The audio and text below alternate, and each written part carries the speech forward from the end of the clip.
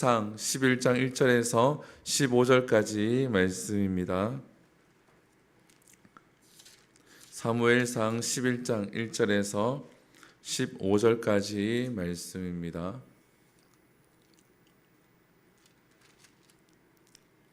사무엘상 11장 1절에서 15절까지입니다. 우리 함께 읽겠습니다. 시작.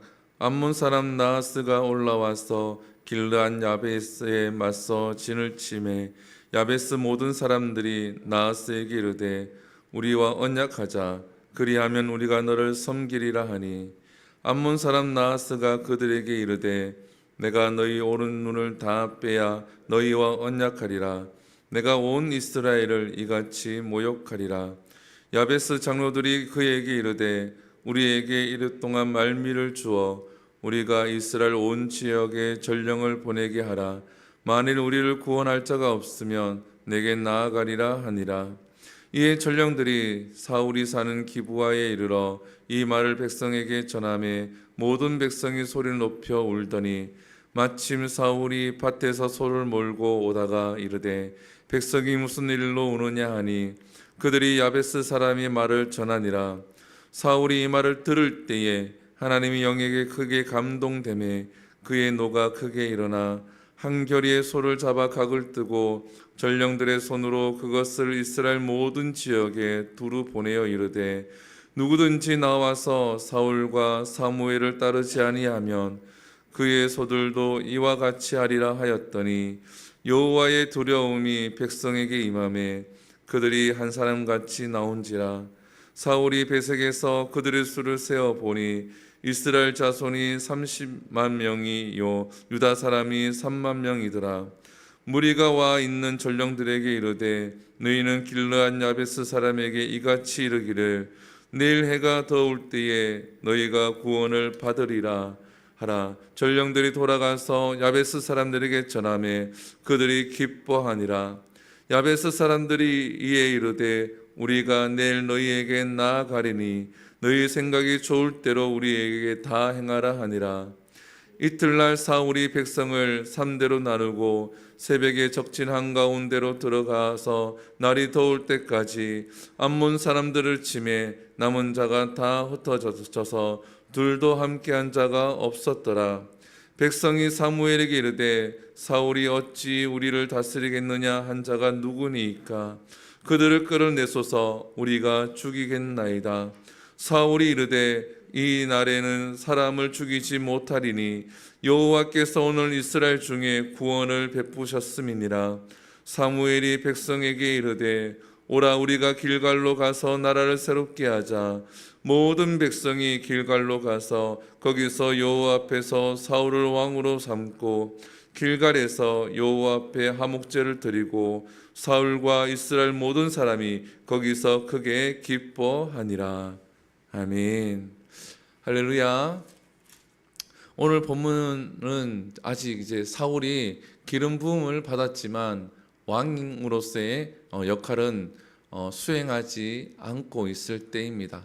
그래서 이 사울이 고향 기브아에 가서 농사를 짓고 있을 때의 이야기입니다.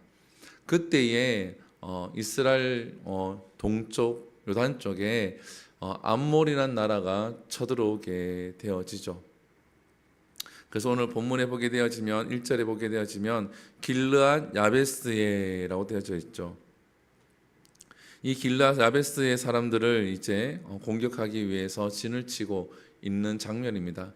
근데 오늘 본문에서 우리가 한 가지 봐야 할 부분은 뭐냐 하면 이스라엘 백성들에게 어려움이 닥쳤을 때에 이들이 선택한 선택지입니다. 1절에 보게 되어지면 그들이 이렇게 얘기하죠. 이스라엘 백성들이 모든 사람이 나하스에게 이르되 우리와 언약하자 그리하면 우리가 너를 섬기리라 하니. 이들이 단번에 항복을 하고 우리가 너의 종이 되겠다라고 이야기합니다. 그러니까 우리를 죽이지 말라라고 이야기를 하죠. 이들이 왕을 원했고 또 왕을 세웠고 그런데 왕에게 부탁도 하지 아니하고 나아가서 하나님께 기도해 보지도 않고 일단 자기들이 살겠다고 암몬 사람들에게 종이 되겠다라고 합니다. 그랬더니 어떻습니까? 2절에 보면 암몬 사람 나하스가 그들에게 이르되 내가 너희 오른쪽 눈을 다 빼야 너희와 언약하리라. 그냥 종으로 삼는 것이 아니라 눈을 빼서 영원히 너희들을 종으로 삼겠다. 너희들을 다른 생각을 하지 못하게 만들겠다라고 이야기합니다. 참 모욕적인 말이죠. 우리가 선택지가 있을 때에 어려움이 있고 힘든 일이 있을 때에 누구나 당연히 사람의 도움을 구하고 또한 그 어려움을 이겨낼 방도를 고민하고 또 그 계획을 세우기도 합니다. 사람의 도움을 구하는 것이 절대 잘못된 것이 아닙니다. 내 주위에 누군가에게 도움을 청할 사람이 있으면 당연히 도움을 청해야죠. 그리고 어려움이 있을 때에 그 어려움을 이겨내기 위해서 계획을 수립하고 또 그 계획대로 해 나가는 것도 당연합니다. 그런데 우리가 잊지 말아야 될 것은 뭐냐 하면 바로 우리는 하나님의 백성이고 하나님의 다스림을 받고 하나님의 통치하심을 받고 또한 하나님의 인도함을 받는다라는 겁니다. 하나님을 모르는 사람들, 하나님을 믿지 않는 사람들은 하나님의 통치하심을 받지 않죠. 그러나 우리에게는 하나님이 있다라는 겁니다. 그래서 사람에게 요청을 구하기 전에 계획을 수립해서 그 계획대로 나가기 전에 우리가 하나님께 먼저 기도해야 한다라는 겁니다. 그리고 하나님의 도우심을 구해야 한다라는 거예요. 하나님 앞에 간절히 기도하고 그리고 사람에게 요청을 구하는 겁니다. 내가 좀 힘든데 좋은 방법이 없을까? 나를 도와줄 수 없을까? 이런 일을 잘 해결할 수 있는 사람이 없을까? 아는 병원이라든지 아니면 아는 사람이 있어. 이렇게 사람들에게 도움을 구할 수가 있는 겁니다. 근데 기도도 하지 아니하고 그냥 사람부터 의지하고 돈을 의지하고 내가 가지고 있는 무언가를 의지해서는 안 된다라는 거죠. 우리는 어려움이 닥쳤을 때에 우리의 힘으로 해결할 수 없는 큰 고난이 닥쳤을 때에 먼저 하나님께 엎드려 기도할 수 있는 우리 모두가 될 수 있기를 소망을 합니다.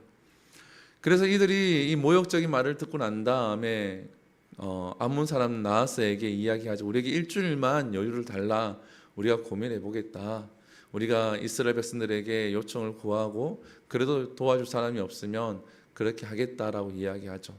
참 멍청한 이야기죠. 그리고 난 다음 이들이 또 기도는 하지 않습니다. 온 이스라엘에게 이제 전령을 보내서 이러한 일이 있다 도와달라라고 하죠. 그랬을 때 이스라엘 백성들이 그 이야기를 듣고 울게 되어지고 한탄에 빠지게 되어집니다. 아무도 나서지 않는 그때에 기브아에 있던 이 사울이 이 소식을 듣게 되어지죠. 6절에 보게 되어지면 이렇게 되어져 있습니다. 사울이 이 말을 들을 때에 하나님의 영에게 크게 감동되매 그의 노가 크게 일어나고 하나님의 영에 크게 감동이 되어졌다라는 겁니다. 우리가 사람에게 이제 도움을 요청할 때에 하나님의 영에 감동이 되어져야 하나님의 일하심이 나타납니다. 나를 도와주는 사람도 하나님이 그 사람의 마음을 만져서 그 사람이 나를 도와주게 되어지고 내게 큰 어려움이 있다고 할지라도 그 어려움을 헤쳐나갈 때에 사람이 일하게 되어집니다. 그 사람의 마음에 하나님의 감동이 있어야 한다라는 겁니다. 과거에 우리가 기도하게 되어지며 사업장에 가서 아니면 가게 하시는 분들 이런 분들 사업장에 가서 기도하게 되어지면 어떤 목사님은 그렇게 기도하시죠. 하나님 이 사업장이 잘 되게 해주시고 길을 지나가는 사람들의 마음을 움직이셔서 냄새만 맡아도 이 가게에 들어와서 밥을 먹게 하시고 이 가게의 간판만 봐도 이 가게에 들어와서 물건을 사게 하시고 이렇게 기도하시는 분이 계셨거든요. 그게 뭡니까? 그 사람의 마음을 감동시켜서 이 가게에 들어와서 소비를 일으키게 해달라라는 기도죠. 하나님이 감동이 있어야 될 줄 믿습니다. 우리가 하나님께 기도하게 되어지면 이러한 감동이 일어난다라는 거예요. 사울이 감동이 일어나서 온 이스라엘에게 전령을 보내서 군대를 모으죠. 30만 명이 모입니다. 그리고 유다가 3만 명이 모이게 되어지죠. 그리고 어떻습니까? 사울에게 지혜가 있어서 이것을 3대로 나누어서 암몬을 공격해서 새벽에 기습을 해서 그들을 물리치게 되어집니다. 사랑하는 성도 여러분, 여기서 하나님의 영이 감동이 되어졌다라는 겁니다. 그리고 온 이스라엘 백성에게도 하나님의 영이 임해서 그들에게 두려움이 일으키고 그들이 함께할 수 있는 마음이 임했다라는 거예요.